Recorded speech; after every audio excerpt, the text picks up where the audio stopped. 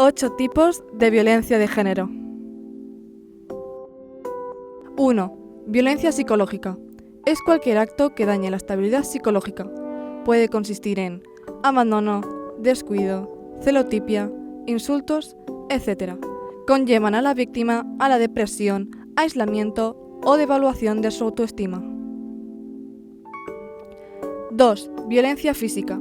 Es cualquier acto que inflige daño no accidental, usando la fuerza física o algún tipo de arma u objeto que pueda provocar o no lesiones, ya sean internas, externas o ambas.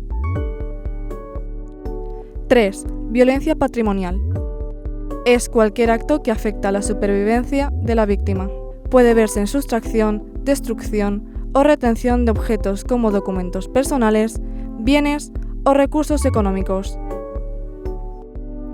4. Violencia económica. Es toda acción que afecta a la supervivencia económica de la víctima. Puede verse a través de limitaciones o control de ingresos. 5. Violencia sexual. Es cualquier acto que degrada o daña el cuerpo y/o la sexualidad de la víctima. Atenta contra su libertad, dignidad e integridad física. La víctima es denigrada y se concibe como un objeto. 6.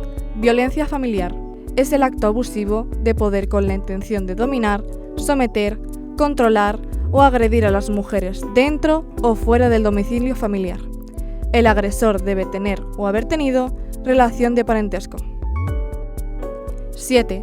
Violencia laboral y docente.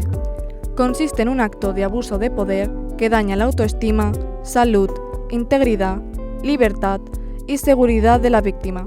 Impide el desarrollo profesional y va en contra de la igualdad. Incluye el acoso sexual. 8. Violencia digital. Es cualquier acto realizado mediante el uso de cualquier medio tecnológico por el que se exponga, distribuya, difunda o comercialice imágenes, audios o vídeos de contenido sexual íntimo de la víctima sin su consentimiento.